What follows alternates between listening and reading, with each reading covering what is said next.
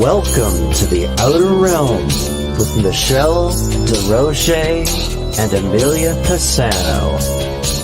Airing live on the United Public Radio Network, 105.3 FM in New Orleans.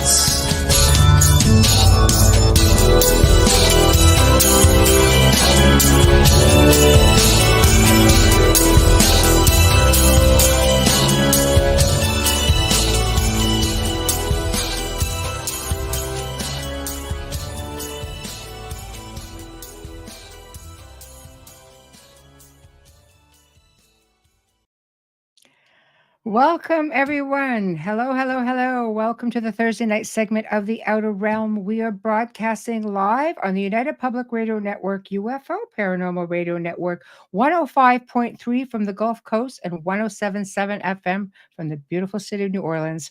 We are fully sponsored by the amazing people over at Folgers Coffee, who have been a part of our journey since day one. So thank you, Folgers. We couldn't do it without you, nor would we want to.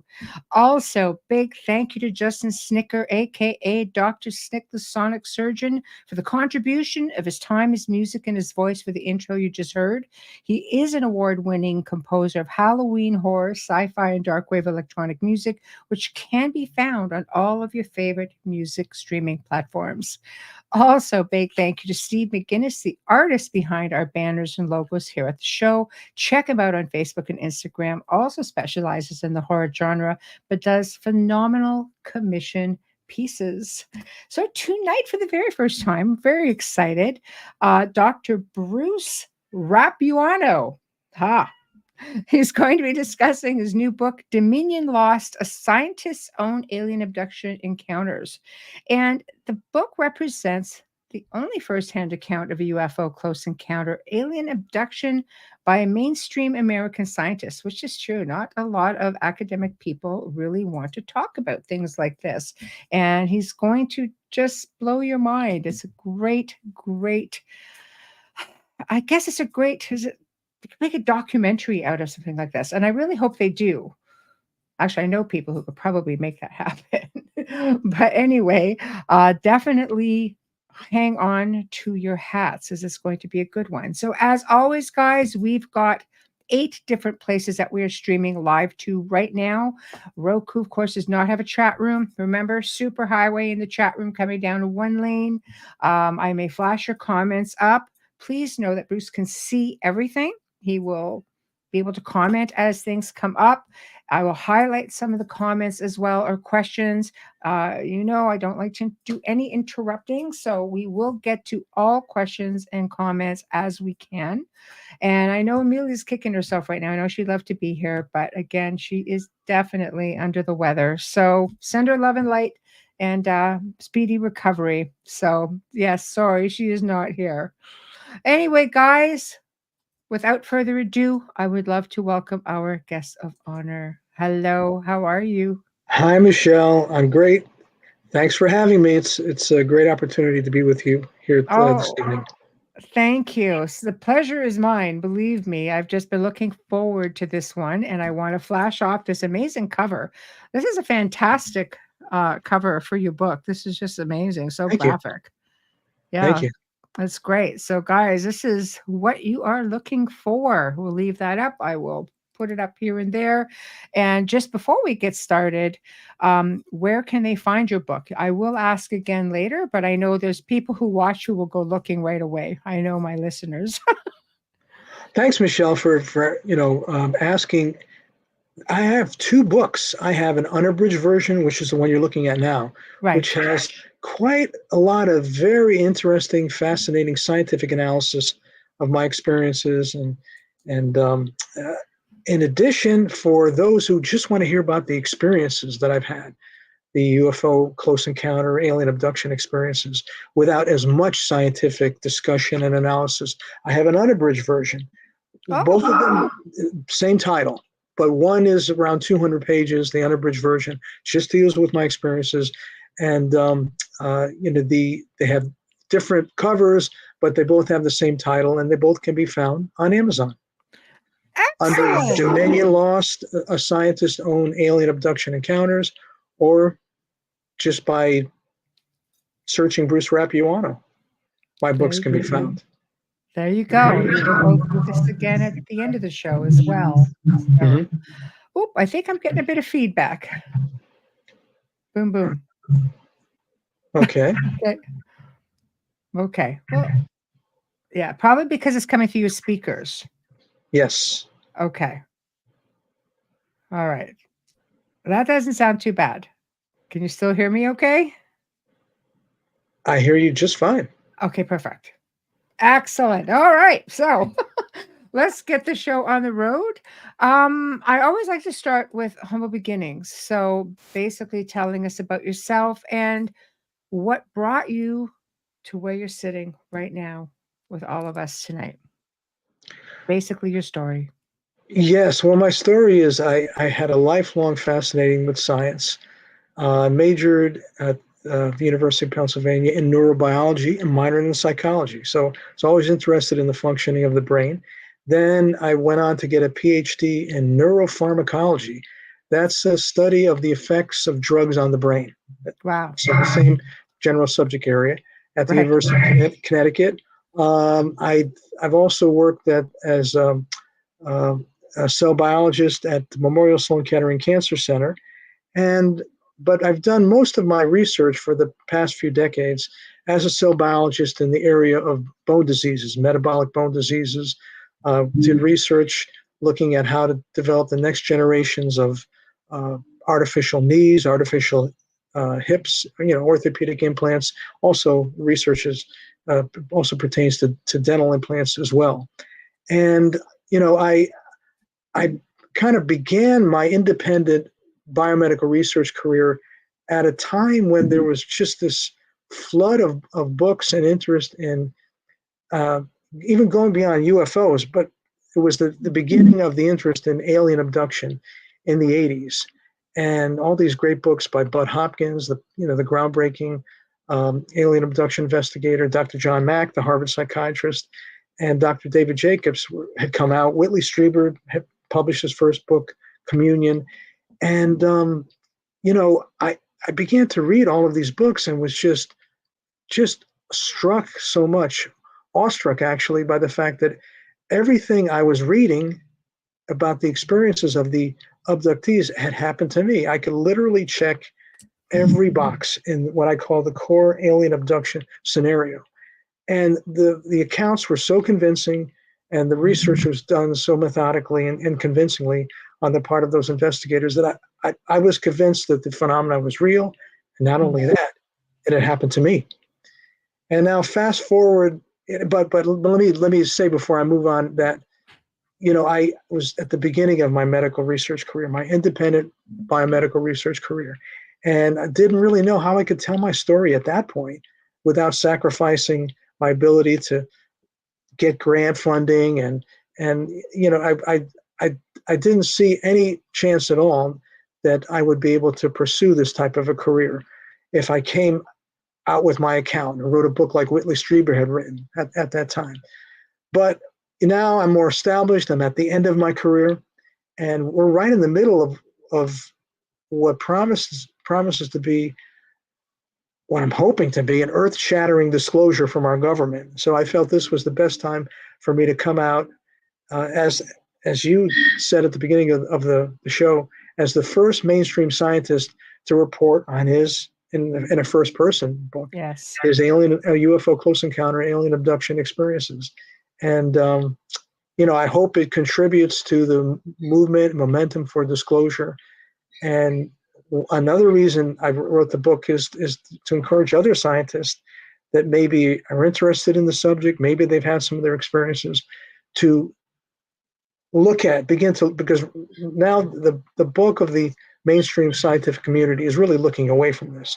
But I'm just hoping that my book will stimulate an interest so that more scientists will be looking at this phenomenon, and with the hope that they'll begin to study it and do some scientific investigation of it.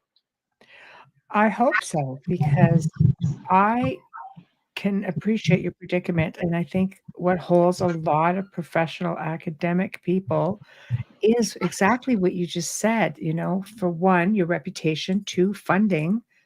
You're in a position where you're relying, on funding as a serious researcher.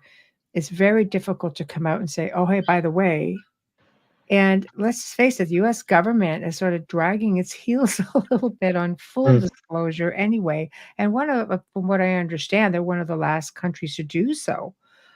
So many have come forward over the years.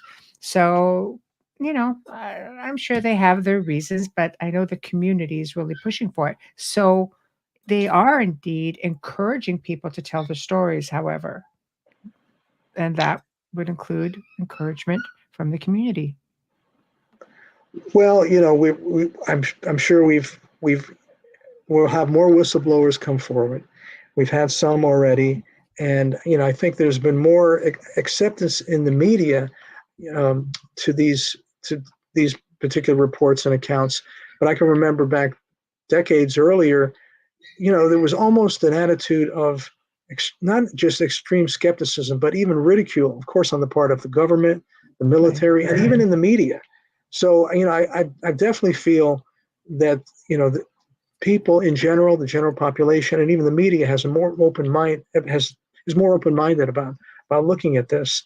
Right. I'm not sure how, I have no background in the military or government, so it's not as if I'm going to be divulging government or military secrets. So that I don't think they're at this point going to be that concerned about what I talk about. And I haven't had any negative feedback in the past few months since the book has come out.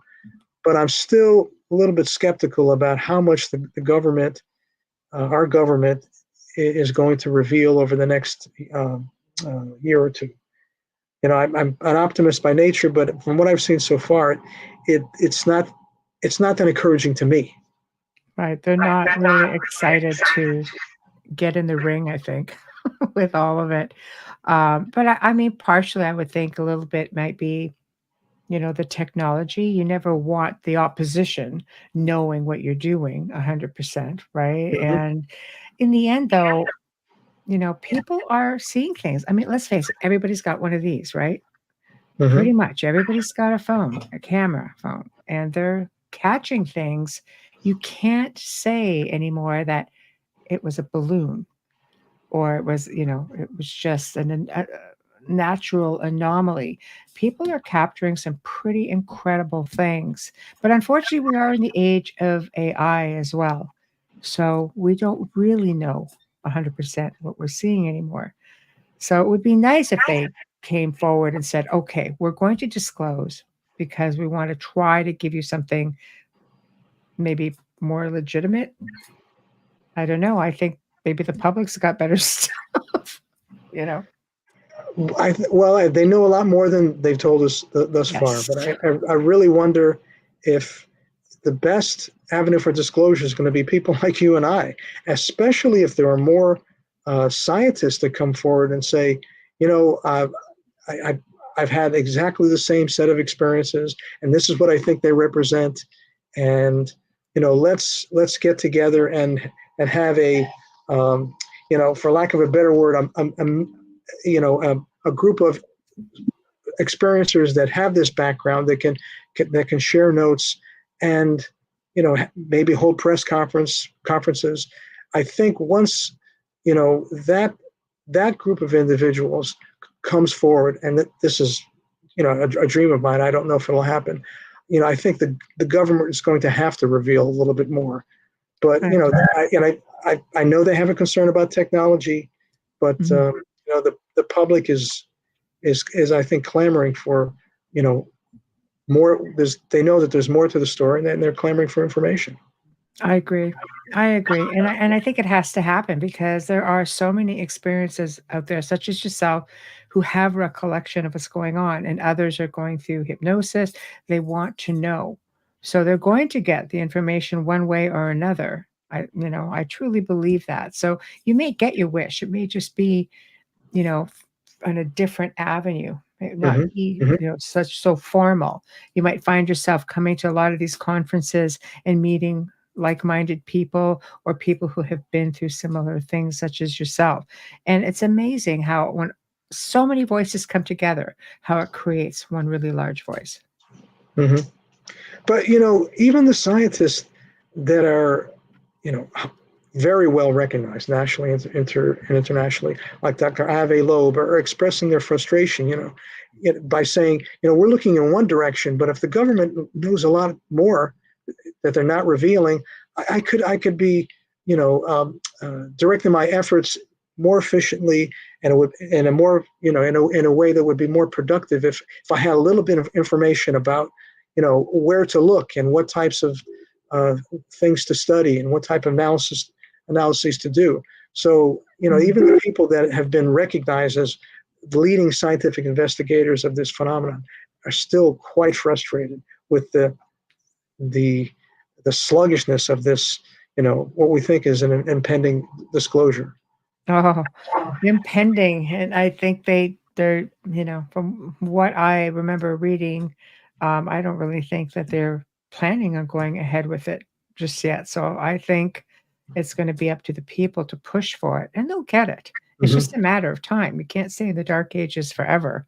But I think it's books such as yours that are going to come out and keep shedding light, and it's very, very important. I mean, you look back even, for example, at the Pascagoula case that, no everybody wanted to sweep that under the rug. Now, like, how many years? What, 50 years later, they're saying, "Oh, hey, wait." All these other people are coming forward saying, "Yeah, I remember that. I Hmm. saw that." So now it goes from 2 guys to multiple people.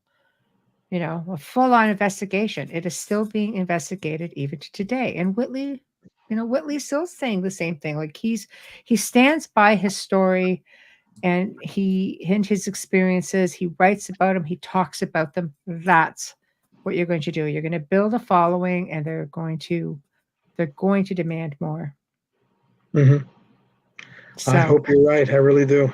I have a little bit of a hunch with things like Well, that, but fingers crossed. you've been looking at this for a number of years, so you definitely have an informed perspective. So Mhm. I'm an optimist by nature, so we'll see what Right. happens. Right.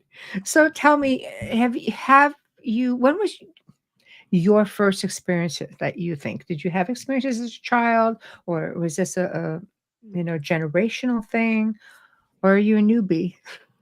I'm like the average abductee. My Right. first experience occurred at the age of 6. Wow. Very common. Right. And it was an abduction experience where I was just simply, it was in maybe late June or late July in 1961. And I was just laying in bed, maybe 20 minutes before sunset, saw the strangest looking airplane outside my bedroom window. And it looked like it was flying over the rooftops of the buildings in our neighborhood, just a few streets away. And it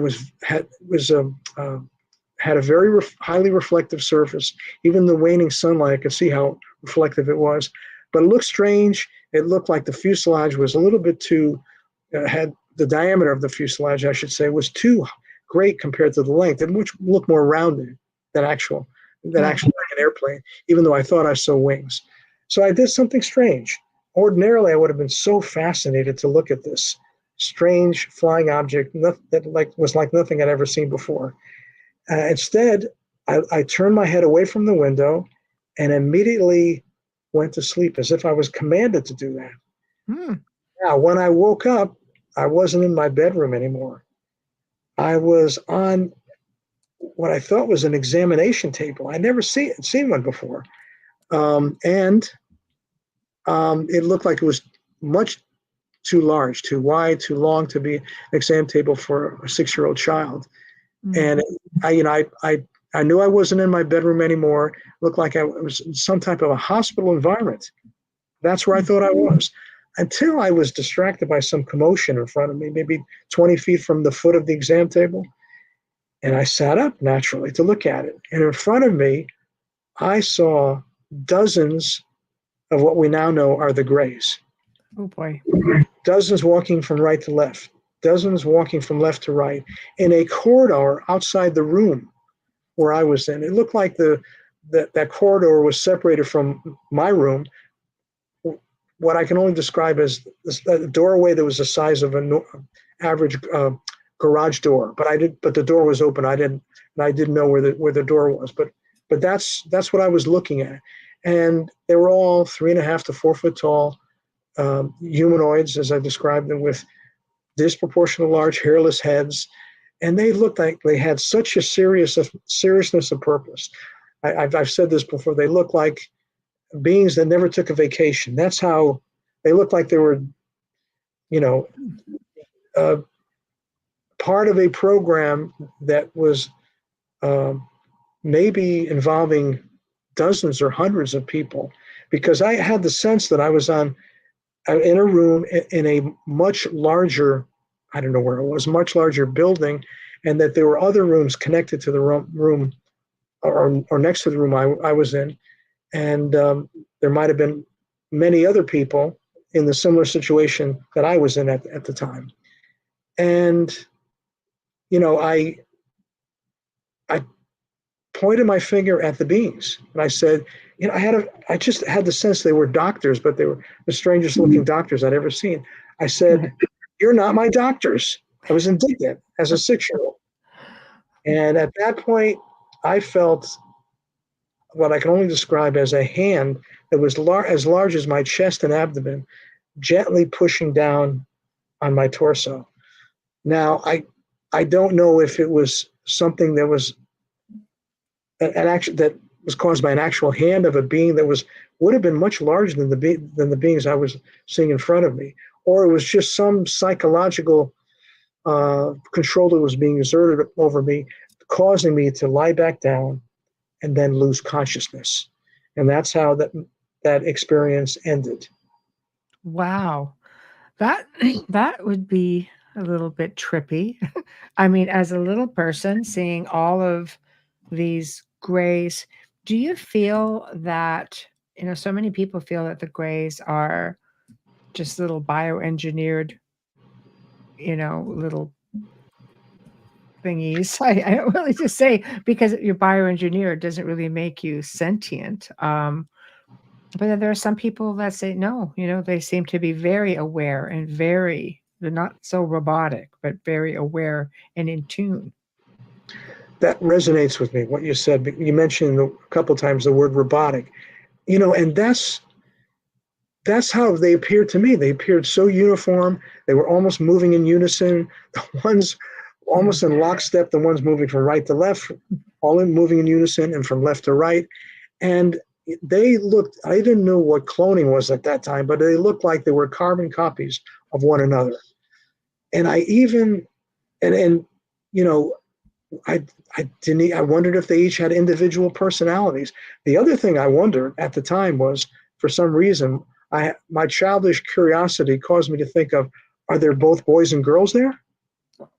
And Right. It was weird. I seem to be made to understand immediately, that yes, both sexes are represented.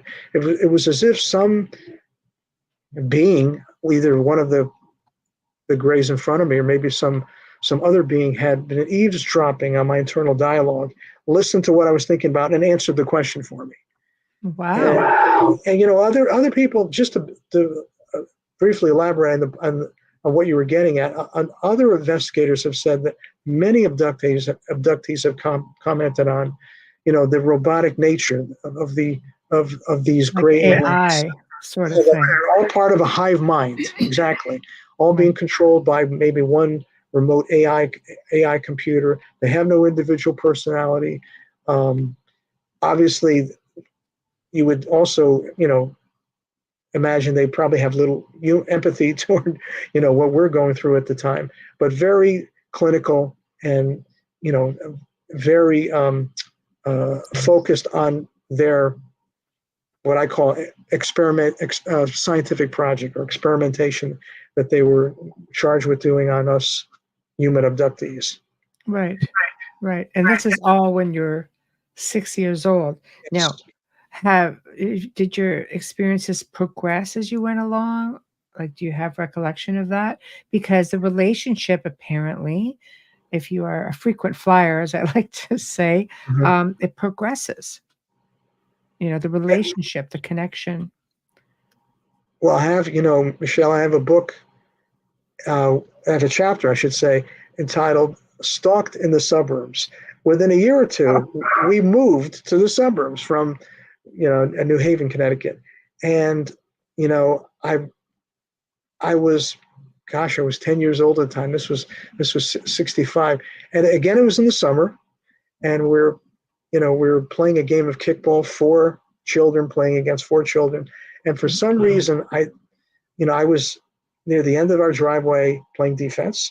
I happened to be attracted by something on my right. It was the most brilliant and the largest light I'd ever seen in the nighttime sky.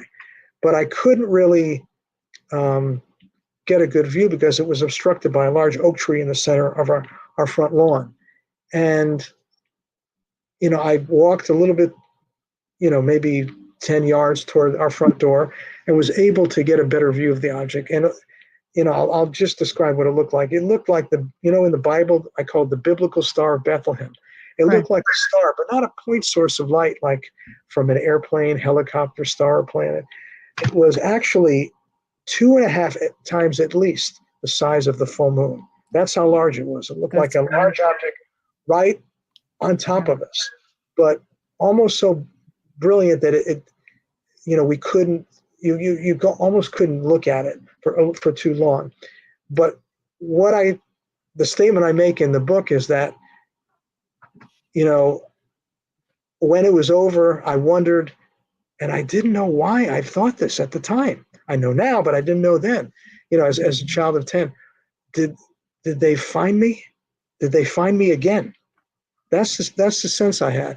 I thought that they were looking for me, and so I've had other experiences that occurred in my early teenage years, where I actually woke up paralyzed.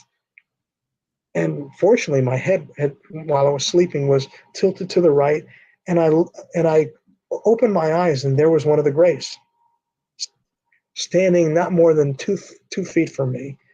And what concerned me was that I could see the body, the large head, the arms, the torso, but I couldn't see the hands, and that was because the hands were behind my head, performing some type of operation. Wow. Putting my head down on the pillow, maybe at the conclusion of some type of, procedure, medical or experimental procedure. And at that point, I could see it dematerialize, and I woke up. So I did have these experiences continue, into my teenage years, early adulthood. But I would have more dreams where the same beings, and these dreams were incredibly real. I guess many people call them lucid dreams, where I'm flying and it's exhilarating. Mm-hmm. It feels as if I can see the landscape below me. Many of abductees have described the same experience, but I see the same beings on either side of me, almost like they're escorting me somewhere, presumably up into a hovering UFO, which has been, again, an experience that's commonly reported by abductees. They have a home invasion. The Greys come in the home. They're somehow levitated from their bed and lifted into the sky into a UFO under escort by one or more of these gray alien beings. I have to ask, when you make mention that you're being taken to a craft, are you going up through a beam of light, for example, or do you just find yourself, is it with a thought, or are you being pulled through a window, or do you have any recollection of any of that? I don't know. I don't Crazy. see any light around me.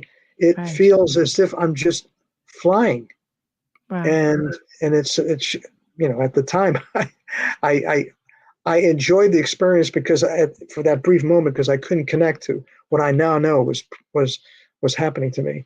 and happened to me a number of times in this way. But I can't really say that how I was able to be rotated into the UFO, but I can't recall seeing a beam of light. Yeah. That I've had, like what you're saying resonates with me. We were talking a little bit about that before the show. I've had situations where I come up, I look up, and I can see what looks like the bottom of what could be a craft. Other times, I was looking through because I like just through a round window. Because for me, I'm like, oh, that's crazy. It looks like the window of a ship. But like I'm thinking floating water ship.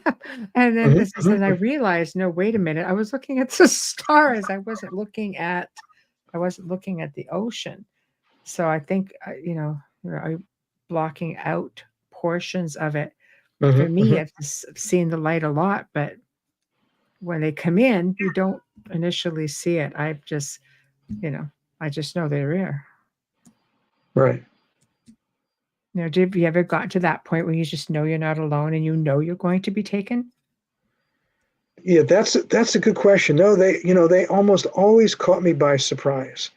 I can never, and in a way I'm grateful for this, because if I were able to anticipate what was about to happen to me, especially when I got into my late teens, early 20s, I don't know how I would responded. Either I would have been fearful, or would have tried to react the way Travis Walton reacted, try to take a swipe at anybody who was trying to take me out of my home who I didn't recognize as a human being.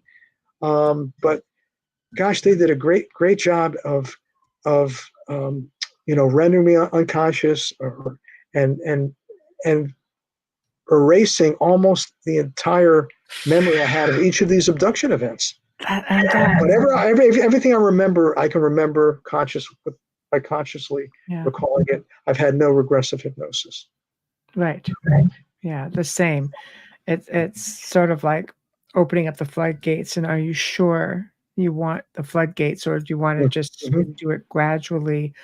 I like the fact, with being respectful and putting you out, or whatever the case may be.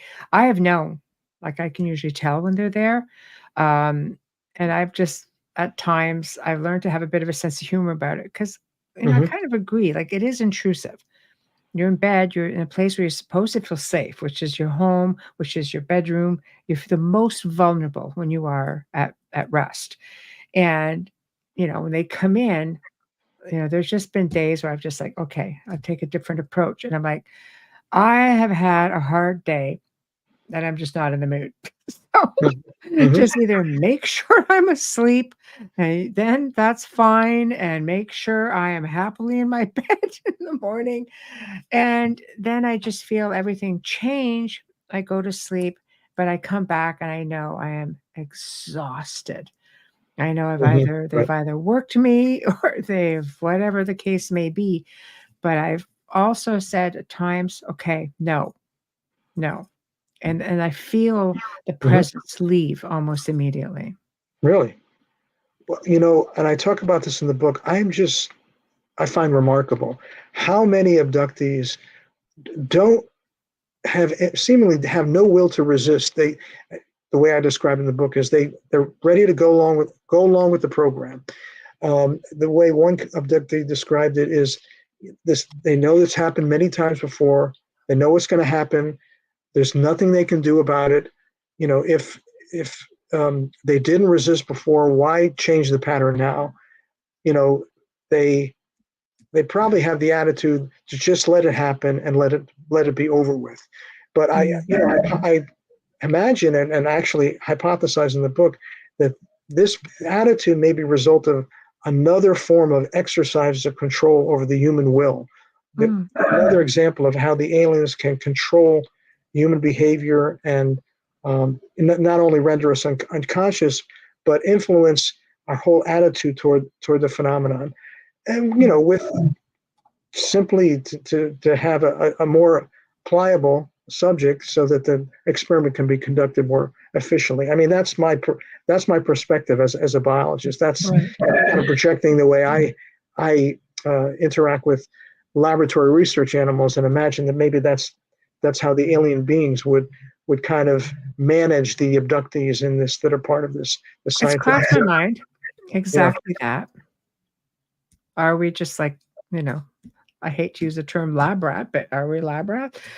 I mean, there are many, contactees, experiencers, abductees who claim to have really amazing relationships. But Mhm. I think it depends on the race of being that you are, having communication with. For example, the mantis. I think the mantis, I just picture praying mantis, right? Because it's what they look like. And they're Mhm. huge. I can't imagine this being pleasant by No, any means. no. Terrifying. Yet I mean, Preston Dennett has written all kinds of books on the mantis. People have amazing experiences with the mantis. And then I've heard people who've had horrific experiences. So what would make, I mean, is it like some, how you have good people and you have some bad people? Maybe the same thing applies with, different races. Some of them are nice, and you can have the same race where some of them aren't so nice. I'll come back to this fascination I have with the idea that they're controlling. They have the ability to control our minds in every way. Right. It's not just Stockholm syndrome. They can Yeah. even implant false memories.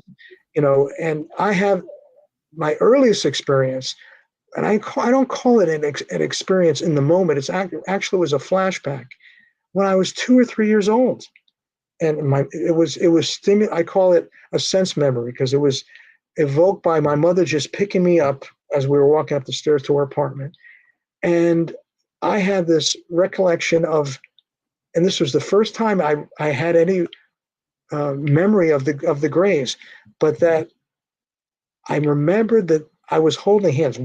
I had one on my right and one on my left. They were holding my hands, but that I knew these beings. I had had a relationship with these beings. Hmm. They were my mentors. They were, and I didn't understand, how my parents could educate me to the same degree that these beings could. That to compare to these beings, my parents were children.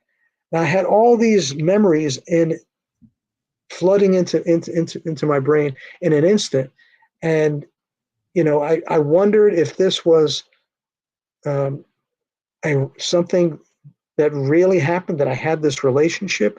What kind of a 2 or 3 year old can imagine this type of a memory? Uh, Right. Unless it Exactly. really happened at some point. But I wonder, was this something that was represented really a relationship, or was it just a result of the Greys trying to fool me to get me to be a better behaved subject? I don't know. There are many stories of very young children who talk about their friends with the big eyes, and Right. they have a whole lot of amazing experiences. There have been contactees, abductees, who have been on ship and have seen interaction between children and tall whites, different types of grays with the big eyes. Um, and then there have been also reports of how the relationship changes as they get Mhm. older. They're not so endearing. They become, a little bit harsher or less empathic. So I don't know. I think that it's a really tough call. Maybe it depends on the individual as well. If you go in there kicking and screaming, I don't imagine you're going to have a great experience. But I agree with you when you're saying that they can manipulate our thoughts. I believe some people will say, well, they're shapeshifters, let's say reptilians, for example. But I think maybe is it more along the lines that they're projecting how they want us to see them? Are they really shapeshifting? Because if they're projecting what they want us to see or experience, that's a whole different ball game because you almost have to question everything. Hmm. Yeah, I wonder if this positive experience that a lot of abductees claim they had very early on in their childhood. It's just the result of the fact that we're being introduced into this period of indoctrination where we're getting to know each other, and they're the plan is to get us to be more comfortable with them, but they have a very well-defined experimental program in mind, and we have to hit certain milestones as we get into our early teen years and into our adult years. There's certain things they need to learn from us, certain things they need to teach us as part of this research program. And at that point it gets serious. At that point, we need to hit the marks and give them the information they need, and perhaps the whole program gets a little bit more serious at that point. I mean, that's one way I have of looking at why this experience seems to evolve and change as we get older. Mm-hmm. I agree. That's just one aspect. I'm going to put up a couple of comments and then one question before we get too far ahead. Z-Sun, hello, says, sounds like when you were talking about a recollection of knowing them as being mentors, this is what he says. Sounds like you knew them from a prior life. Part 2 was as though they recognized your soul as a toddler, etc. And I wonder about this because when you mentioned that one of your first experiences was at the age of 6, and yet you feel like being very young that you would know more than you should at that age. I've read so many accounts of abductees claiming that they first remember encountering these beings, and it's usually the Greys, in infancy, as a 1-year-old, 6 months old. Mm-hmm. So that theory that the viewer expressed is really something I thought of quite a lot about. And gosh, it's I'm a nuts and bolts scientist. I talk a lot about the biology of the Greys and the fact that they were genetically engineered to to be a different species that could work more efficiently in this particular program. But I don't really discuss this theory in the book of whether or not I knew them in a past life, and that's the reason why they're interested in me in this life, because we've had this this previous relationships, and it would make sense they would come back into my life early on, because at the age of 2 or 3 or 4 or 5 and 6, because they were already done work with me prior to that.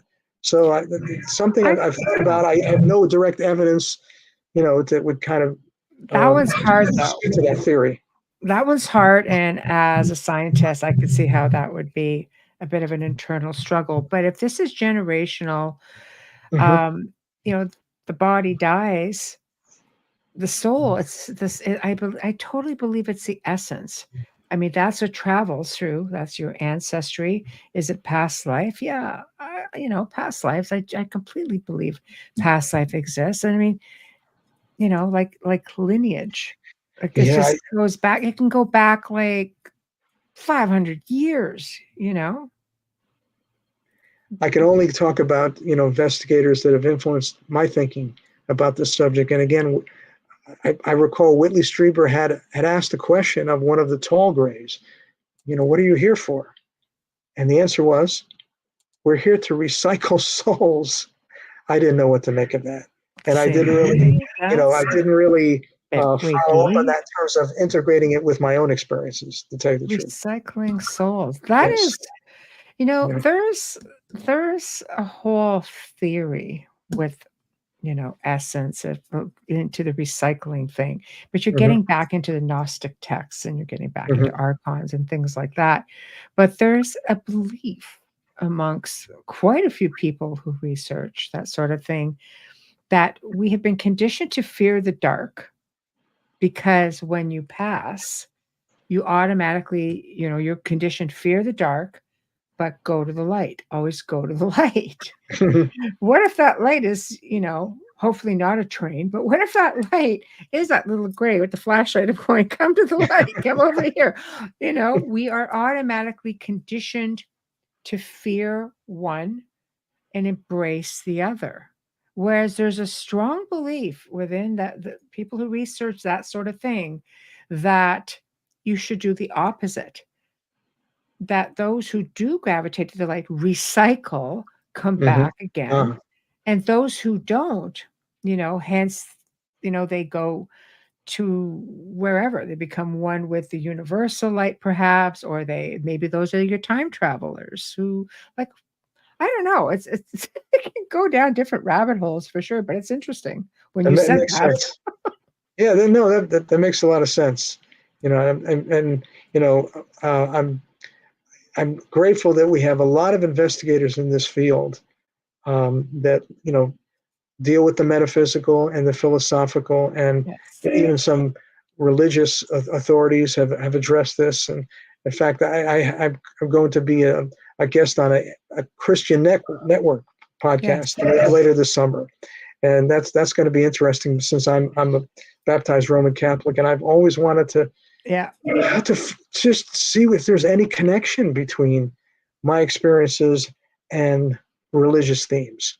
As a scientist, I don't deal with that at all. So this is why I like talking to as many people as I can, because I feel that my experience and my analysis of it, even though I'm a scientist, is really just the tip of the iceberg of just a phenomenon that we need some people of so many disciplines to share their knowledge to be able to get our minds around what it really represents. I agree. I believe there are many different perceptions with it. I mean, you could, looking at it from a Christian standpoint, all you have to do is just look at the First Testament and go back. Enoch was probably your very first alien abductee. Right. You look at the Ezekiel's wheel. All right, there's another one. I mean, you can really get into a lot of it. Look at old religious paintings that have been done through the centuries, and they show at the crucifixion. There are two crafts right there. Like, there are definitely connections there, but I think it's a matter of, again, that part of history has been kept from us. Yet it's always been there. The Vatican, if I believe I remember researching at one point for a show, and they've got an extraterrestrial skull. Like they're aware of it. I think it comes down to, do we need to be aware of it? I've been thinking about how the Vatican is going to contribute to disclosure, and I think I heard that the Pope was about to make a statement, and so I'm all ears. It'll be interesting. Whether it's the government of the Vatican, I'm all ears. Yeah, it'll be interesting. I know at one point they had talked about counseling for the flock, so to speak, as to how they would feel about it.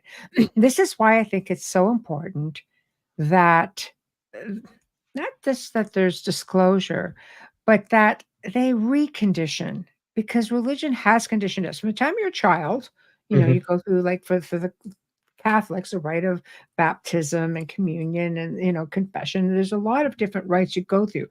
So religion it conditions just how you learn.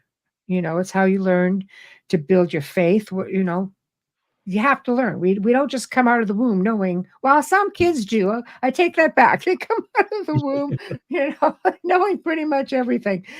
Gifted little souls that they are. But it's the conditioning and the education of the future generations. But it would be nice if moving forward they included the fact that there are other races within our universe, probably right here on planet Earth, that were here long before us.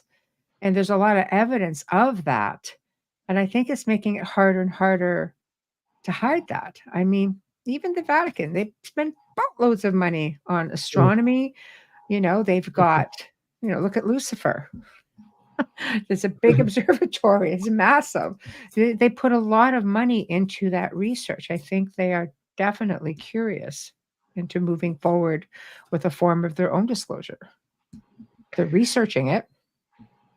Well, I look to them because, I I wonder, you know, I'm not saying I have any evidence or I've read anything in particular that would lead me to believe there's a demonic influence among Mm. the Greys, but it's interesting how abductees. I don't know if you just referred to this a little while ago, but abductees have you know have said that either they tell the Greys to go away, which happens very rarely, or on a number of occasions have recited the Lord's Prayer and and or something or thought about Jesus Christ, for example, and they claim those particular abductees that had the Christian background were able to end the abduction event. I So think this is very maybe interesting to me. is it perhaps more along the lines of because before I say that, there have been reports of people on board who have gone full on, Jesus Christ, the power of prayer, where the being, the gray in question, for example, said they don't acknowledge that religion. It's just like doesn't matter. Oh, But is that right? Okay. oh yeah, so I think it really again it depends, if you're dealing with somebody who's more empathic to the plate. But is it perhaps more the power behind the words, the strength of your intention? Maybe Mhm. that does it. Right. Right. Because let's face it, the entire universe is about vibration and frequency. So if you are, putting it out there, maybe it has something to do with that. I don't know. I think there's Well, a whole you have well, racists who will respect it and help you build on it, and you have racists who don't acknowledge it at all. well, I didn't want to be in that hospital. And when I sat up and pointed at the aliens and said, "You're not my doctors," I don't think that influenced them. They Right. kept doing what they were doing, Right. and I think I was rendered unconscious, and they continued their uh, experimental study Right. on me at that point. So my Right. intentionality had no sway on them Right. whatsoever. So at least it didn't work in my case. Right, right. There's just so many it's different for Yeah. everyone. Hmm. Okay, I'll Hmm. get to a couple of questions. Okay. Hello, Kathy. Dr. Bruce, are you an Rh negative? No. Ooh, No. Now, okay.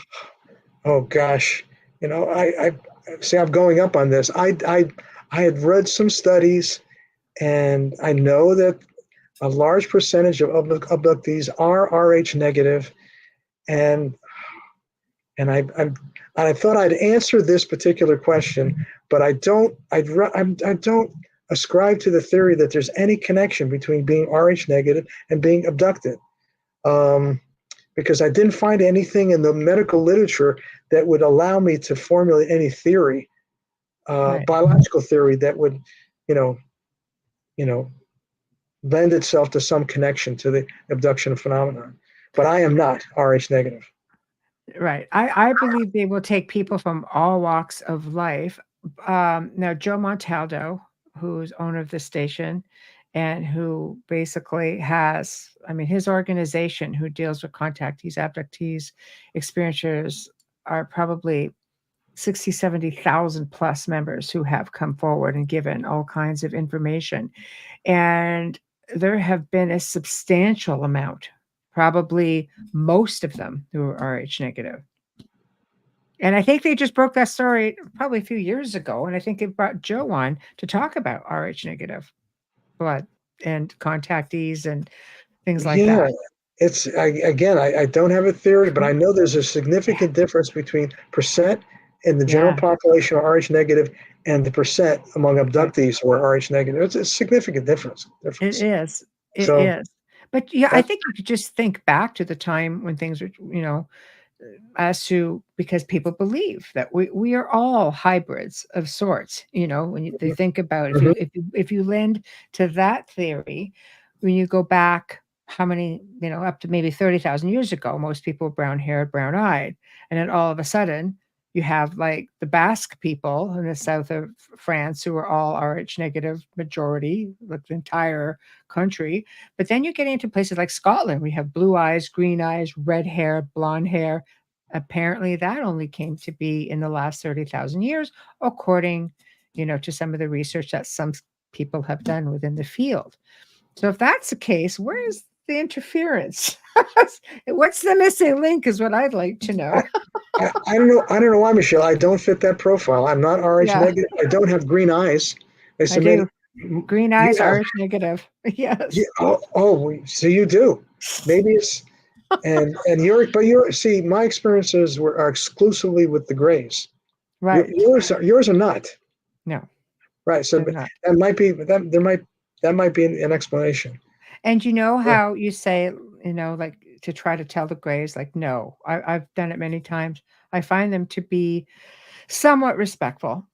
It depends if again, it depends. I think the little AI ones, there's no empathy. They're just little robotic things, but I've dealt with some that have been bigger. And that's a bit of a game changer there. Mm-hmm. I think the tall whites are considerably bigger. So, that's you're looking at 7-8 feet, maybe. Especially the mantis. Those two. Scary to begin with, and also larger in size as well. Right. Oh, yeah, for sure. Oh, another question for you. Dr. Bruce, did you ever ask your parents about these experiences? It appears to be common that contactees follow family lines, sibling parents, grandparents. Yes, I can't find any of these experiences, in my immediate family.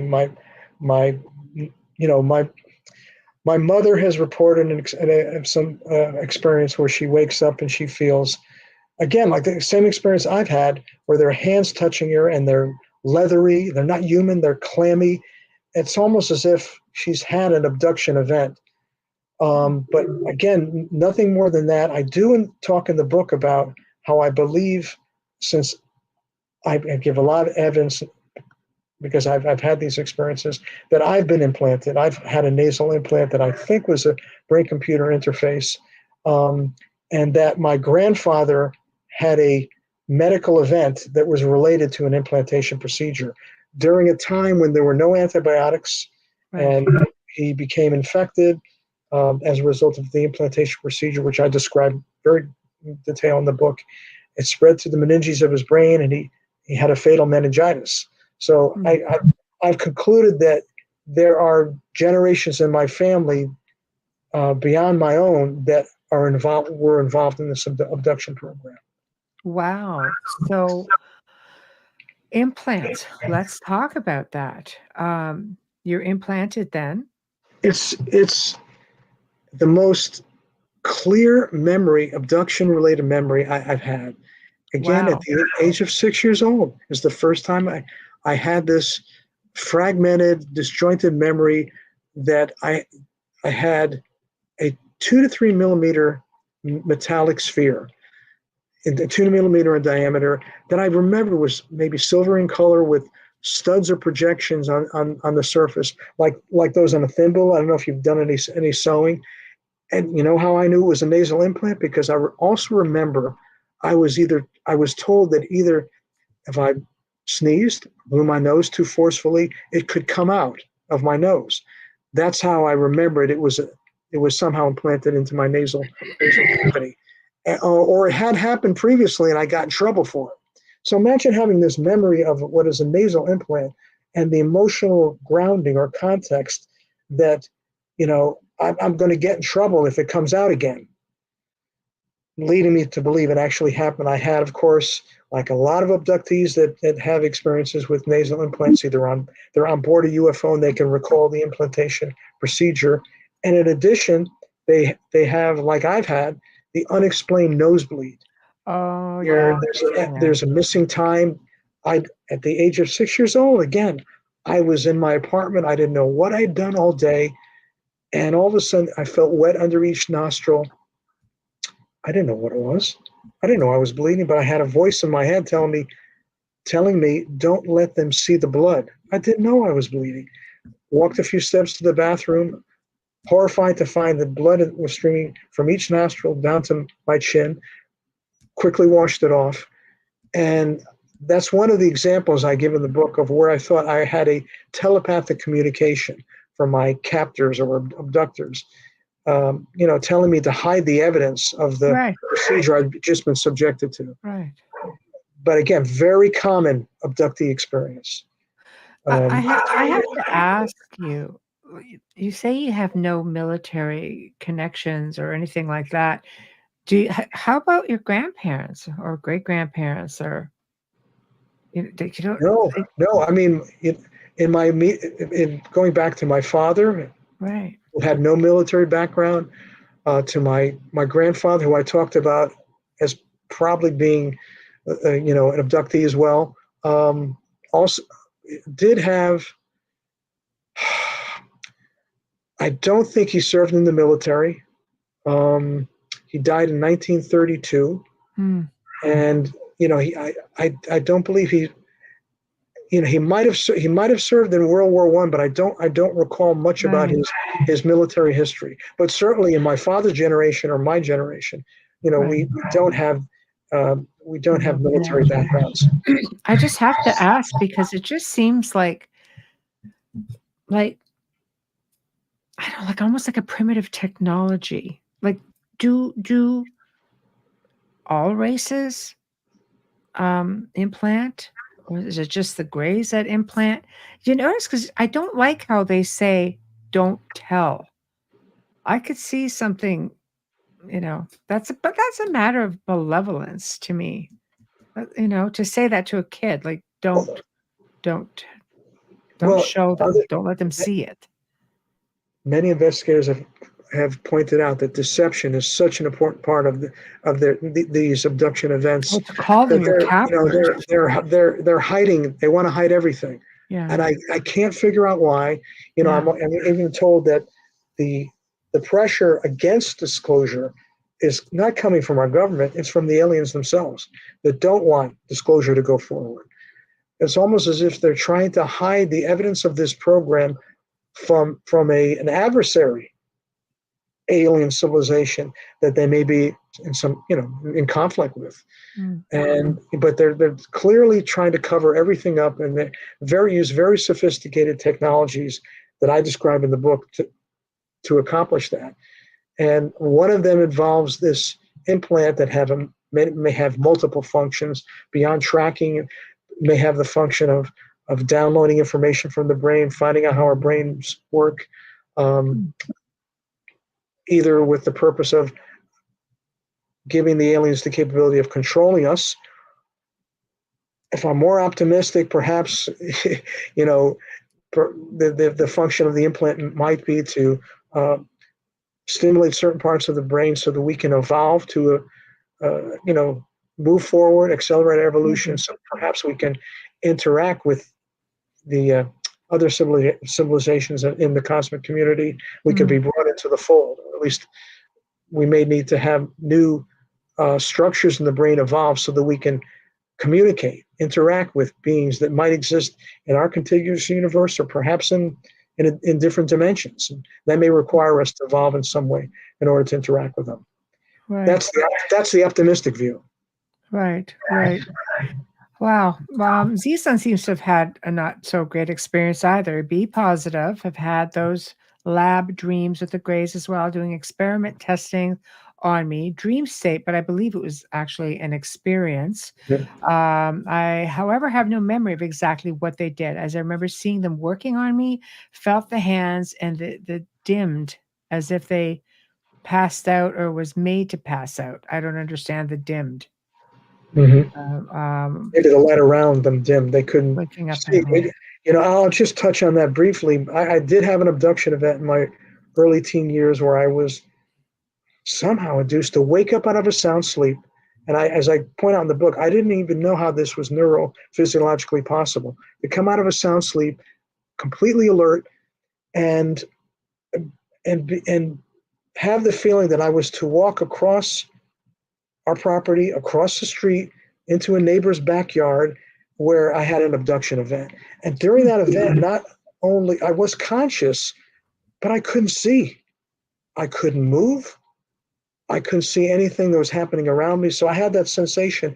I had the experience where, I was conscious, but it was almost as if I had in state of sensory deprivation, Mm. and I do have some experience of having tactile sensation, and I could feel some sensation that led me to believe I had genetic material removed at that point. And I was 12 Mm. or 13 years old at the time. But again, like this viewer points out, I couldn't see what was happening around me. I went from a state of consciousness where I saw a light in the sky, could see around me 360 degrees, and then all of a sudden I almost as if I'd lost my sight. Wow, that's craziness. He is saying with respect to dimmed, he goes, they seem to have faded out of sight as he passed Okay. out. Okay. Okay. Michelle says, have you ever seen a gray that I'm guessing hybrid, half human, half gray? No. And I do talk about that a lot in the book. There's several generations of this reproductive program where alien DNA, I believe, is being introduced into the human genome, and sometimes large numbers of genes are introduced through in vitro fertilization. And then, I believe they're going through successive generations where maybe they're narrowing down the number of alien genes that they want to incorporate into the human genome to the point where they're being very selective, and there are alien human, I call them transgenic beings. Other people call them hybrids, that have a limited number of novel DNA sequences, but they're human beings. They look exactly like us. Right. But they're not. They're transgenic human beings, meaning that have genes introduced to their genome that are non-human, that are completely novel. They're not mutations of pre-existing genes. They're foreign genes, perhaps from an alien source. But I haven't seen the hybrids. But I know there's a lot of evidence from a number of investigators that, again, they're part of this successive generational study that culminated in the fact that now we have, perhaps walking on our planet, alien human transgenic beings that it's possible to distinguish from normal Homo sapiens. Yes, there's a few experiencers who have said that, that when they're on board craft, that they can see different types of humanoids. Some look, just like your neighbor would. Like in some cases, it may be hard to distinguish. And more than that, in many, many cases, there's a telepathic communication that leads the abductee to believe that that's their child, that being was created using some of their own genetic material, and that's their daughter, or that's their son, and it becomes a very emotional experience. It's something that's been reported countless times in the abduction literature, but not an experience or a recollection that I have. Right. Yeah, the hybridization. So I program. remember an experience where as I just told you a few minutes ago, I believe I had genetic material taken, but I don't remember meeting any of if I have any alien offspring. Right. That's what they believe Enoch was. Like that, that Wow. he was used in that way, or he participated in that way. Like it's an interesting story. It just makes you realize how far back things go. Like Leonardo da Vinci, you look at some of his paintings, and he disappeared for 2 weeks. He went out, ended up in a cave, disappeared for 2 weeks, and came back and went full blown information, like because he wasn't genius enough. He just went, like, he had all of this information. So it makes you wonder, is it all something that we need to be concerned about, or is there any good in it? I mean, a lot of people believe that, no, there's a lot of good in it, but I think it's being overshadowed by a lot of the bad. What are your thoughts? He is the best candidate for download. I mean, I've thought about Da Vinci a lot within this general subject area, and Boy, I would love it. I would love to get it as a scientist. I would love to get a download that would allow me to do better scientific research or Right. novel scientific research. But everything, you know, I get the sense that all the research I did on areas that I'm not an expert in, particle physics, gravitational physics. I'm a biologist. I was able to do quantum physics. I have no background in these areas. I was able to gain a rudimentary understanding, I think, from my own hard work, but I don't know whether or not I was influenced to get into these areas as a result of an unconscious download. But I just got into so many areas doing research for this book that I would not have expected to tread into were I not trying to write a book about this very complicated subject. Right. I, to me, that of course, if that's happening, it would persuade me that perhaps this is a more positive experience. But I don't. From what I read, I don't know of any individuals who have claimed downloads whose stories have convinced me that's actually what happened to them. Right. To be perfectly honest. Right. It's different for everyone. Some people have horrific experiences. I'm not saying I've never had horrific experiences. I'm saying I don't remember that. I know that I've woken up several times with hands on my head. Am I being given information or is it being taken from me? Is it a combination of both? And I've heard this story many, many times. It seems to be the norm, with quite a few people. So I don't know. I've had visions. I've had all kinds of things, and I'm thinking I'm gifted, but I don't know if I'm that gifted. Yeah, are they giving or taking? I mean, Yeah, that's I'm just struck by the number of abductees that who have had the implants and also report that they have a nasal implant inserted, either into their nasal cavity or brain, and then the next experience is they feel like their mind is being probed, that information is being downloaded from their mind into some remote AI computer. I'm imagining it's an AI computer. Let's talk about that. Let's talk about that. We're in the age of AI now. Well,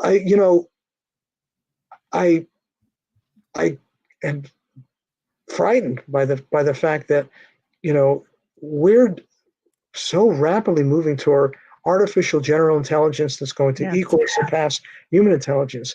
Can you imagine what a civilization that's 1,000 years or 10,000 years or 100,000 years ahead of us has in terms of artificial intelligence? And I describe our rudimentary AI and how it might be used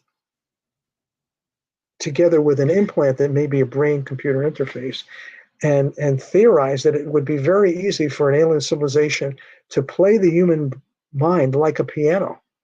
That's how much control they would have, not just simply to download everything, all our memories, all our experiences, but to be able to selectively stimulate individual sources of mental activity, individual regions of the brain, in a way that allow them to create, with one implant, a virtual reality inside our mind. What if the whole thing is okay? Let's just bend everybody's minds a little bit, including our own. What if the whole thing is a simulation and we are players in an alien chess game? And well, what the only thing that I can relate to from the book is that I'm convinced that if that's their intention, that simply with one tiny implant, an advanced alien civilization would be able to create this virtual reality, and as in the Matrix, it can be the same virtual reality for all of Homo sapiens, if that's what they desire to do. Does that mean they'd have to implant everybody? I've heard some investigators say, "Yeah, I think there are millions of people that have been implanted." Oh, I would agree with you. I would agree with you on that without a doubt. Is that to create an altered reality, or is it simply, the function of it is simply to study us? I don't know. There are a number of theories I talk about in the book. Right. Well, I think Elon Musk has the same idea. He's working on implants Yes. for our brains, right? Neuralink, right? Yeah, and Neuralink, but he's working with paraplegics and people that have lost the ability to speak, that had that locked-in syndrome, and he's already implanted human beings in the past few weeks with paralyzed human beings that, with the implants now, are able to move robotic arms, and that allows the implant to restore their function. But it's quite interesting. He's the one who said he believes there's only a 0.1% chance that we're not living in a simulation. So maybe he knows something that we don't know. I know. Elon knows maybe a lot. He's doing something else. He's not just not using the implants for what we think he's using them for. Exactly. Give it up, Elon. Right. We need some disclosure from Elon. Claudette says, do you think it's an alien takeover? It's just one theory. I've already talked about the two competing hypotheses I discuss in the book. One is that, this alien civilization has a stake in our planet. They're interested in our resources. They're interested in using our species or controlling it. Maybe they want to recruit us into some galactic army. I don't know. Or maybe they want to control us so we don't destroy ourselves. But again, that's a form of takeover, of colonization. And the competing theory is that they're here for our benefit. They want to accelerate our evolution, altering by doing genetic alterations on human beings, perhaps using the implants to selectively stimulate, using direct brain stimulation to, again, accelerate the evolution of the brain so that we can be part of this cosmic community of advanced civilizations. That's the optimistic view I have. And as a scientist, I very rarely can find evidence that conclusively proves a theory. I can only garner evidence that strongly supports one theory and argues against another theory. And so that's how I look at it. There have been, abductees who have claimed to be cured of cancer, stomach issues. So I don't know, what do you say to those people who have had, their lives extended? When I look at the amount of, it's very, very fascinating. I think the amount of evidence, that happens, the number of abductees that have come forward it represents a small percentage of the total abductee population. But it is very intriguing, because one abductee who was abducted by Greys, did ask the question, what is your function? What do you do? And the alien the Grey responded, I'm a veterinarian, which implies that, yes, they're here, to treat human disease, perhaps to save us from the next pandemic. But, again, I look at the amount of evidence, and it's limited enough so that it's not as persuasive. But maybe I need to explore this particular issue a little bit more by looking at some of the recent abductee experiences. I'm thinking of. I think the fellow's name is Chris Bledsoe, who wrote UFO God. Yes. He claimed early on in his experiences with alien beings that he was cured of a particular chronic illness. And most of his book in particular has a religious theme, but there have been other books that have come out that I think cause a number of us in the ufology field to speculate. If their motives are benign, that may be one of one of the functions of their interacting with us.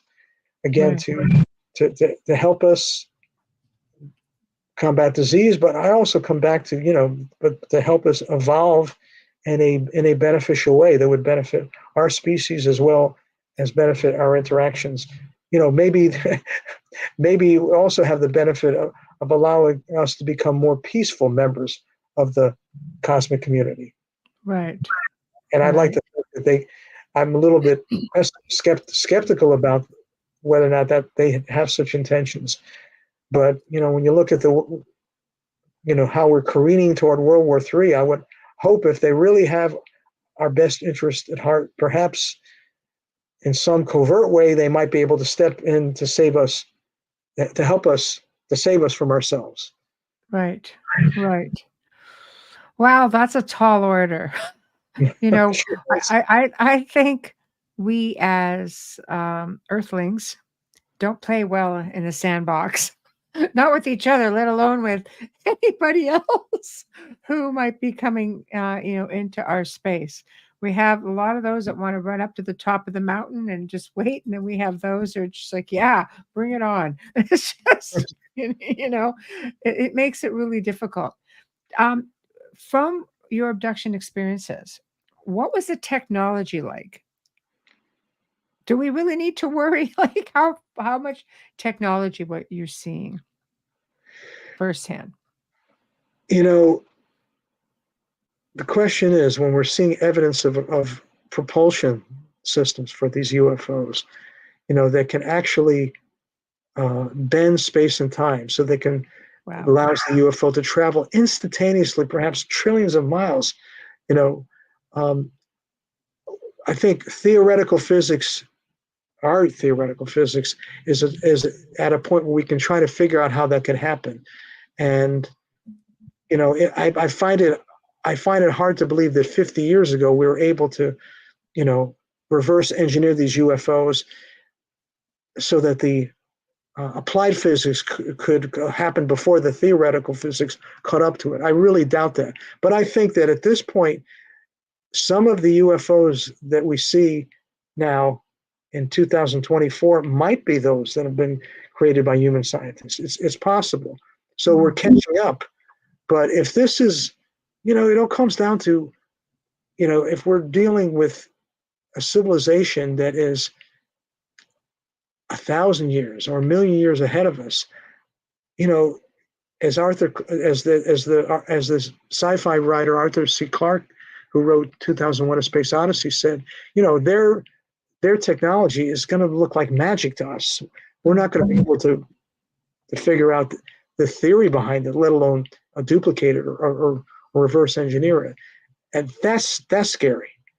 If they're that far ahead of us, we can imagine only a small fraction of the technologies that they possess based on what we're seeing in the skies. Right.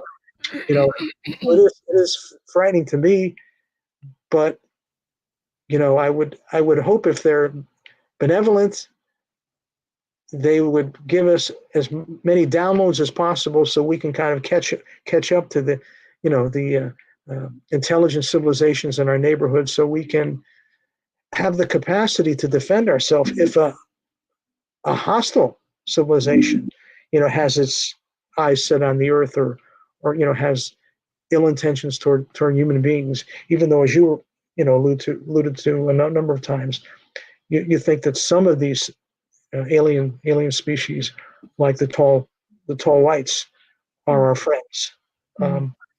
Some of them may not be. Some of them may be very cold and calculating, and care nothing for our survival. Maybe care only for our natural resources. So, as a scientist, I would hope that we would get as many people, many scientists, working together.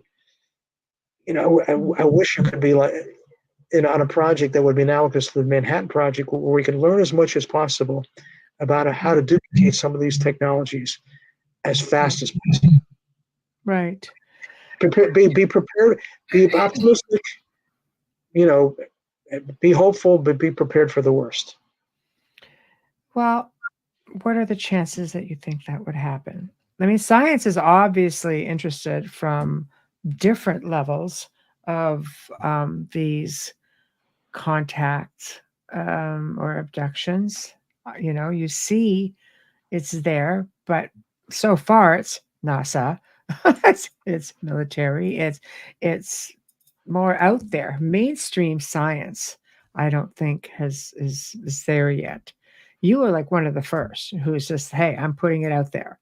Here I am. This is what my belief is. These are what my experiences are. These are my concerns. Have you had any peers come forward and saying, hey, you know what? Kudos to you for this. I too have had an experience, maybe quietly. Well, I can't really say. Right, I know. High level We're not people, asking you to give names. because they're everybody is they want answers to what happened to them personally, but they don't want to lose their profession that they're very proud of, that they love, that they have a passion for. Right. But there have been one or two cases. People have read the book and contacted me, high level scientists. But I'm not predicting that any of these people are going to come forward. They may quietly, carefully, talk about their experiences, but with the implicit understanding that their privacy is going to be respected, as I will always do. But there are other scientists that you're aware of, like Dr. Gary Nolan, who seem to imply that people and their family have definitely had these experiences. They don't come out and say they're an experiencer, but they're doing some very careful work. They have teams that are working on some interesting biological questions in terms of trying to figure out what is different in the brains of experiencers that allows them to see alien beings that many other people may not have the capacity to see, and finding some interesting similarities in the brains of experiencers that they also see in the brains of people who can remote view, which is interesting. Same structures seem to be different in those particular groups of individuals. So I'm encouraged that there's some interesting work that may be productive in the very near future is being done, but Michelle, not anywhere near enough of it. Right. I want to see a lot more funding, a lot more individuals, internationally recognized scientists join the effort in a variety, large number of disciplines to work on so many aspects of this phenomenon. But it's starting. I think a good place to start, and I think it is happening, is you mentioned remote viewing. We talked a little bit earlier before the show about, experiencers who have had incredible paranormal experiences. We've had experiencers say, I don't know, I came back psychic. Like I just know things. I'm intuitive. It's like they flipped a switch and now I can, now I can see and experience on this whole different level. I've mentioned this before, but it just was so interesting to me that, I talk about their focus on the human brain and how the human mind functions. Right. And look at me. That was my fascination with neurobiology and psychology. And then not only that, but from a young age, I had this interest. And in addition, interested in, at the age of 12, 13, after I had a particularly unusual abduction event, becoming interested in not only telepathy, but the broad range of ESP abilities, to the point where I was actually talking about in class, and my teacher allowed me to give lectures on it. That's how fascinated I was, particularly with the subject of telepathy. And I also report in the book a number of instances where I feel I've had telepathic communications with the beings who abducted me. So, I had these interests, these long-term interests, probably developed as a direct result of my abduction experiences. Interesting. They made me who I am today. At least professionally. Right. Hey, can only go up from here. You keep telling yourself that. Wayne makes a good comment. He said, if ET wanted to take us out, so to speak, they would have done it long before we had nuclear weapons. I mean, there are many reports of them taking down power plants, where they have nuclear weapons. Yes. So it makes a degree of sense. Like, why do it so painfully? Why not just do it if you're going to do it? I take Wayne's point very, very well, and a number of investigators have stressed this. Right. And I also think they may, kind of in accordance with that prime directive from Star Trek, want to control the planet so that they have control over certain natural resources and have control over us in as unobtrusive a way as is possible for whatever reason.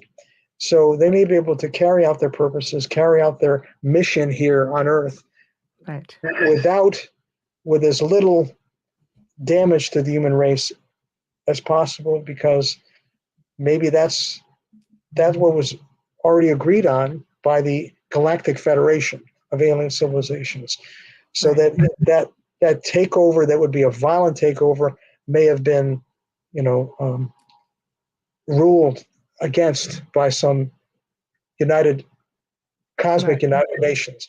Right. I'm hoping, because if they've been here for thousands or millions of years, yes, they could have prevented us from even existing on this planet, let alone 100%. take us out at a point where we're becoming a danger to our planet, our solar system, and maybe even to interdimensional beings, particularly through the use of nuclear weapons. You let an atomic bomb go off, that's going to have a dimensional ripple effect like there's nobody's business. That's going to attract attention, right? But absolutely, when you look back into our indigenous people and their oral history, such as the Hopi, talking about their big-eyed ant people who brought them underground to keep them from cataclysm that was happening. You see the same sort of things through oral history throughout the world. Because let's face it, people, all of these ancient civilizations emulated what they saw through hieroglyphs, petroglyphs, through ancient monuments, through out-of-place artifacts, and you don't see a lot of really terrifying things. Maybe they don't know a lot more than we do. I know I would like to compare some notes with them, share some information, because that's one of my memories, that they are, at least in my case, teachers. Right. Mentors, teachers. And that's, right. I would like to think there were more teachers than foes or adversaries. That would be nice. Yeah. What was in your recollection, what was your most terrifying experience? Do you have any? No, I've been very lucky. Okay, perfect. I don't know why. I want to know whether it's because the memories have been erased almost completely, or whether or not, because I was such a curious child, that it was so fascinating to me. Even the abduction, gosh, when I was probably 12 or 13, when I'm pretty sure genetic material was taken, was an experience where I woke up fascinated that I was going to make some type of contact. I was going to have some type of a transcendent human experience. And I didn't know with what. It was something that was not human. I didn't know what was going to happen to me, but I wanted to leave my bedroom and go to where I was supposed to go to before I lost the opportunity. So I've had, in the middle of these experiences, curiosity and fascination, and no adverse experiences that would cause me to be traumatized. Unlike a lot of abductees, and you talked about that at the beginning of the show, a lot of people are traumatized for life. Right. I've been very fortunate. Now, if I had some of the experiences they did, as an adult, where now we're more fearful, because the more we know, the more reasons we have to be fearful, I might have reacted differently. Right. Yeah, no, I agree. I find that children are fearless in many ways. They haven't quite been shown the ways of the world yet. They don't know that they should fear this just because it's different. But then, as life teaches you and you get older, your experience is kind of like, okay, you know what? I'm not comfortable with this. But in the same respect, there's a familiarity and you weren't hurt before. So I think some of these people go on to have really long-lasting connections, which brings me to this question. Are your abductions still happening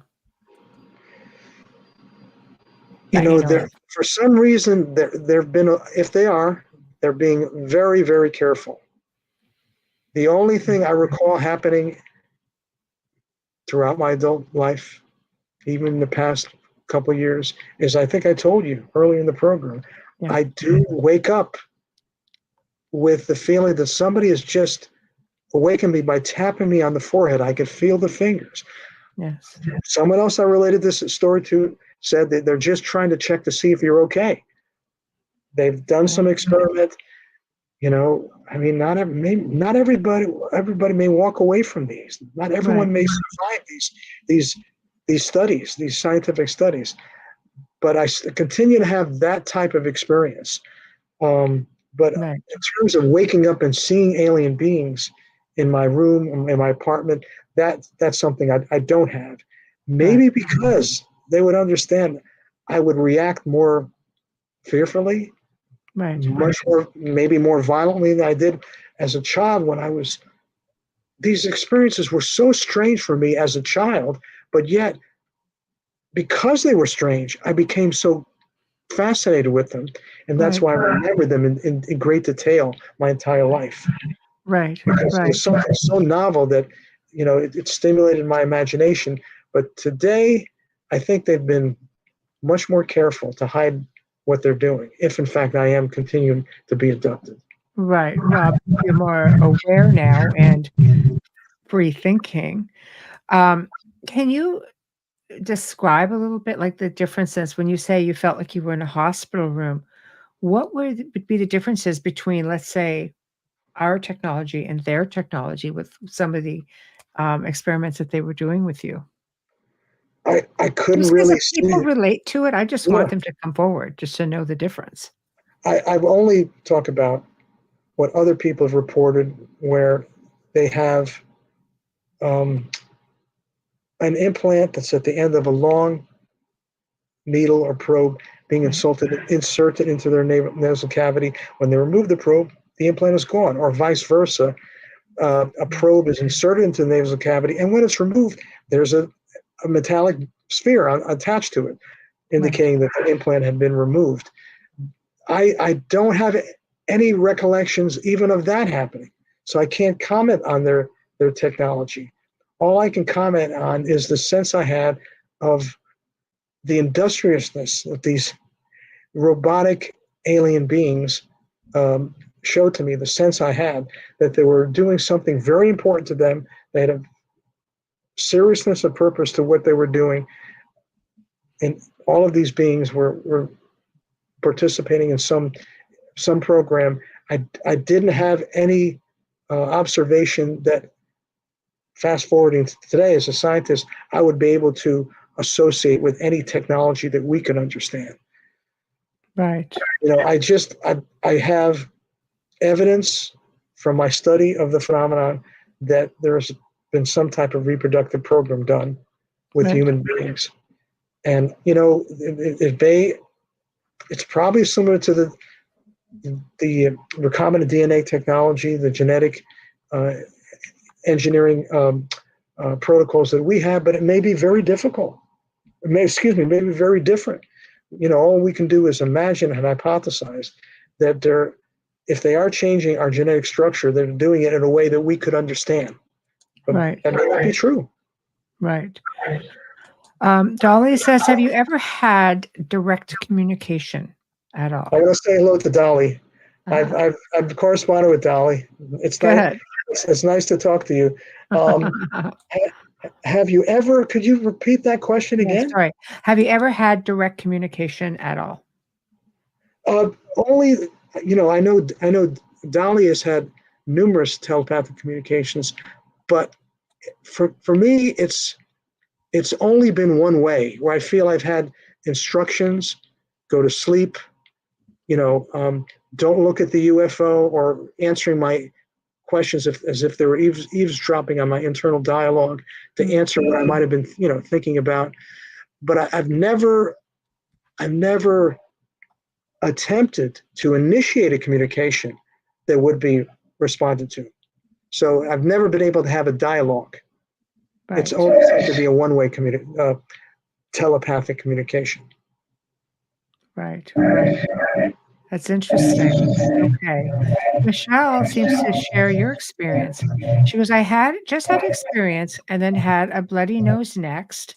Woke up the next day with someone or something telling me to wake up.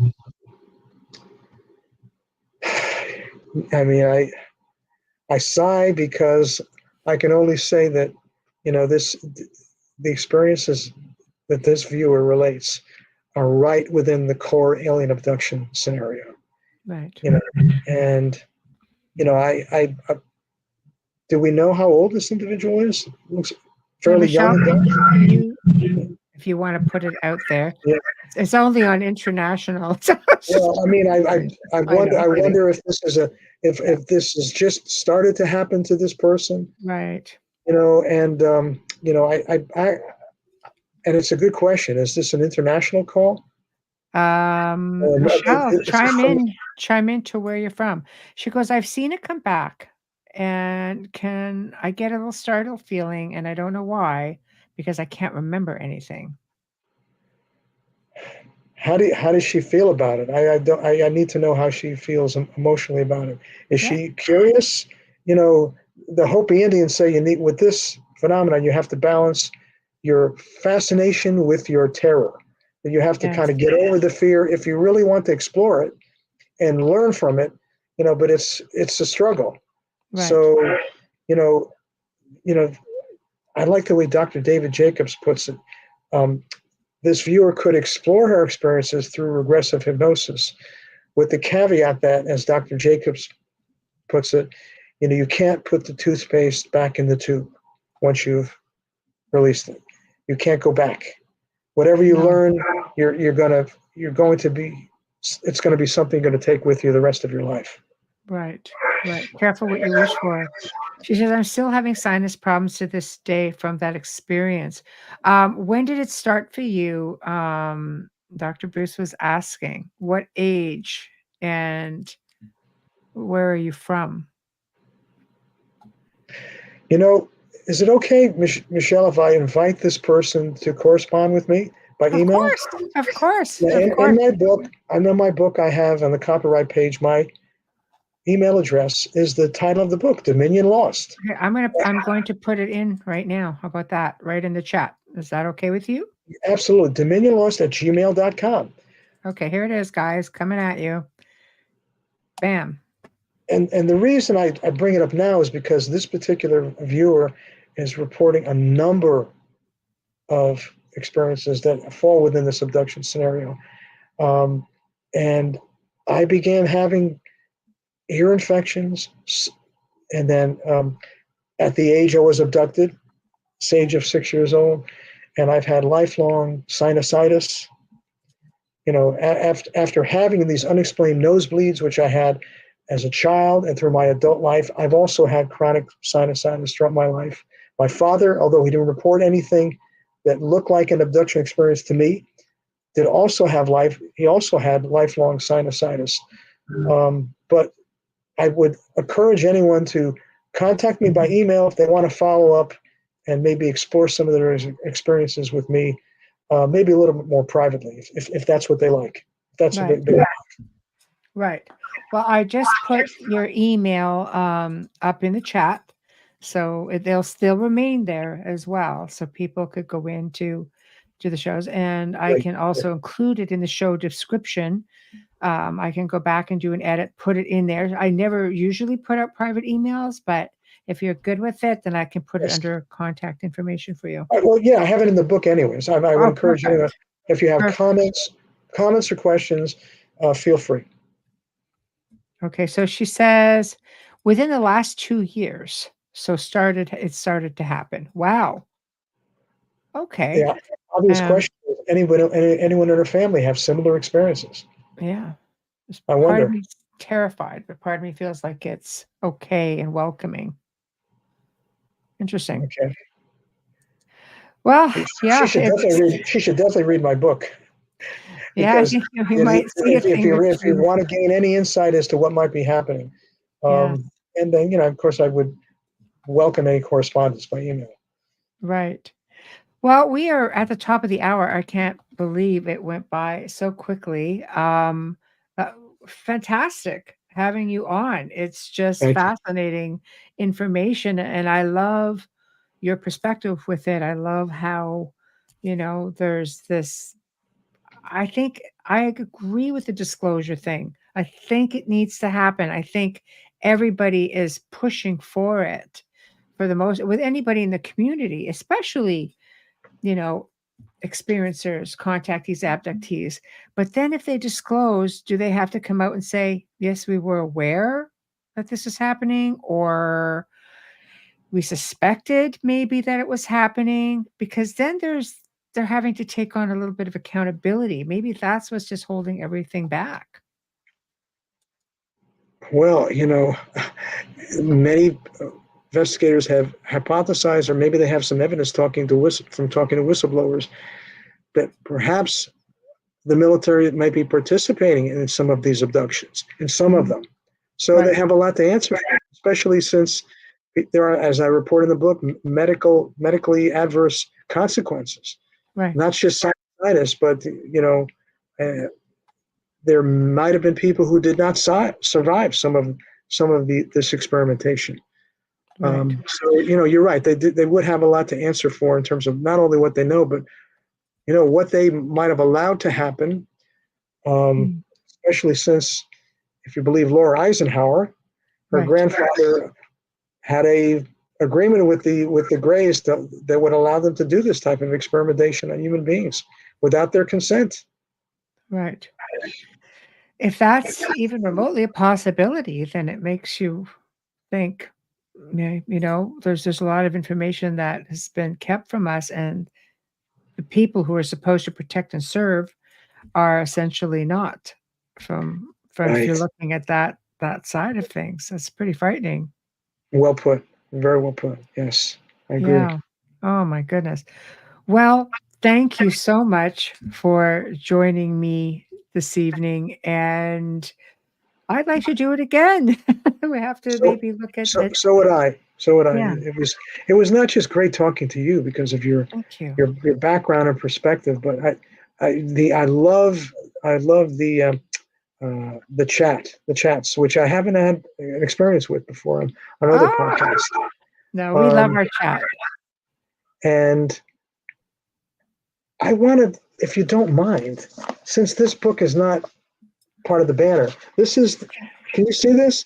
This is the shorter book that deals, people have corresponded with me and told me, I want to hear about your experiences. I know you're a scientist, but I'm really interested on what you experienced without as much of the scientific analysis. And so this is the cover of that supposed to represent what happened to me when I was 6 years old and had some experimentation done on me on board a UFO. That's the Wow. abridged version. Wow. If they want Okay. the science heavy version, that's the book that you showed on the banner. This guy right here. Right? Yeah. Okay. So Well, now thank we you. see both of them. So, Thank you for allowing me to do that. oh, it's a pleasure. The stage is yours. I always say it's just whichever way you want to see it go. Well, I would try to put our heads together and see how we can elaborate on this. And I think we could definitely look at a different segment altogether, because I just think there's a lot of people, and especially if some people from the chat room have contacted you, or people maybe who have seen the show and contacted you and shared in some experiences. It might be nice to maybe go over some of those experiences if they give you permission without naming names, and kind of build from that point. That might be really interesting. Yes. Well, I've had limited contact, especially from the scientific community. It's people Right. are still, even today, so reluctant to say Right. that they're a member of this club.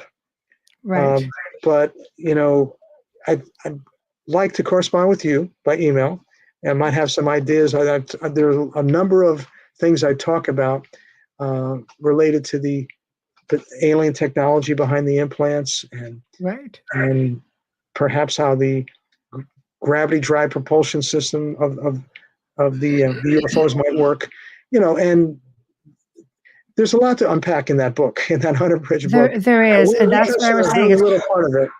Yeah, that's what I was saying earlier. It's hard to get everything wrapped up in just under 2 hours. Sometimes you have to go a little bit further. But I will send you an email, and we can definitely, jam I, about that a I little would bit. look I'd love forward, to do it. Michelle. We'll talk about anything that you find is interesting to your audience. Excellent. Well, there's definitely interest for sure. So, but thank you. I will email. I say, let's do it. Let's just put something together and go from there. Sounds great. All right, perfect. Thank you so much for joining me tonight. Thank you, Michelle. It was a great opportunity. Appreciate it, and hopefully next time I might have the chance to meet one of your partner, Amelia. Amelia. I hope so. We'll plan it just right. Hopefully, get it the not rain season. Send her my best. And I before I will. leave you, a lot of people have mentioned to me, when are you going to have an audiobook? Right. Because people prefer audiobooks now, more and more people. And I have Yes. audiobook versions. It's actually a virtual AI audiobook Oh, excellent. for both the unabridged and abridged versions that are also on Amazon. Excellent. And what do you have coming up? Are you doing any talks? Do you have any more shows coming up? Anybody can find out what I'm doing, what I've been doing by looking for me on Facebook, Bruce Edward Rapuano. Bruce Rapuano, or that's the best way to find me on Facebook. Okay, and then follow you along and just see what you've got going on. You put it out there, and I know you do post upcoming shows and such. So go and give Dr. Bruce a follow. And thank you. I will be in touch. Thanks, Michelle. Thank you. Good night. Have a great evening. Bye now. And you as well. Good night. Good night. Well, everybody, we've come to the end of a fantastic show. Just such a knowledgeable man and brave to come forward, especially, as I say, a lot of academic people don't like to do that. And of course, the biggest thank you goes to all of you in chat and all of you who are out there listening. We appreciate you all so very much. Big thank you to Folgers Coffee for sponsoring tonight's show. Big thank you to Dr. Snick, aka Justin Snicker, and Steve McGinnis. Big thank you to the United Public Radio Network, UFO Paranormal Radio Network, 105.3 and 107.7 FM for giving us a home for the outer realm. Now, next Wednesday night, we welcome for the very first time Maria Wheatley, UK's leading authority on earth energies and ley lines that were skillfully incorporated into megalithic sites. How many times have you heard me talk about different things about these megalithic sites? Stonehenge. This is one of the places she'll be talking about. But she runs tours to sacred sites worldwide to experience Gaia's numerous energies. She is also the founder of the Esoteric College, which specializes in dowsing, tarot, and past life regression. It's going to be awesome.